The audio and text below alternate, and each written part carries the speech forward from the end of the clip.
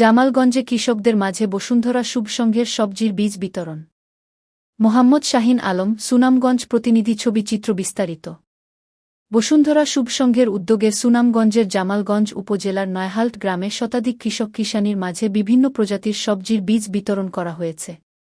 শুক্রবার ৫ সেপ্টেম্বর সকাল ১১টায় নয়হাল্ট গ্রামের মধ্যপাড়ায় এ বীজ বিতরণ কার্যক্রম অনুষ্ঠিত হয়।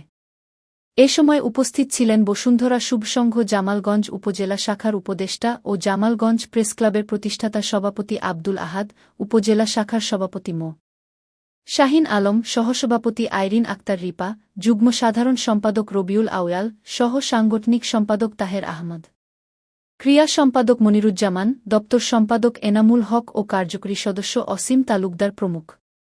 এ সময় শুভসংঘ জামালগঞ্জ উপজেলা শাখার সভাপতি শাহিন আলম বলেন, নয়হাল্ট গ্রামের অনেক পরিবার আর্থিক সংকটে ভুগছে।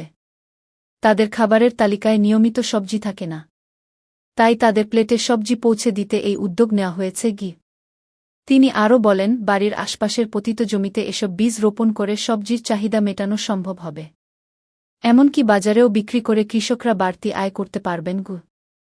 উপদেষ্টা আব্দুল আহাদ বলেন, সবজি আমাদের পুষ্টির চাহিদা মেটানোর পাশাপাশি রোগ প্রতিরোধ ক্ষমতা বৃদ্ধি করে। বসুন্ধরা শুভসংঘের এ কার্যক্রম নিঃসন্দেহে প্রশংসনীয়। বীজপ্রাপ্ত কৃষকরা জানান, পতিত জমি চাষাবাদের আওতায় আনার মাধ্যমে তারা সবজি উৎপাদনে উৎসাহিত হয়েছেন।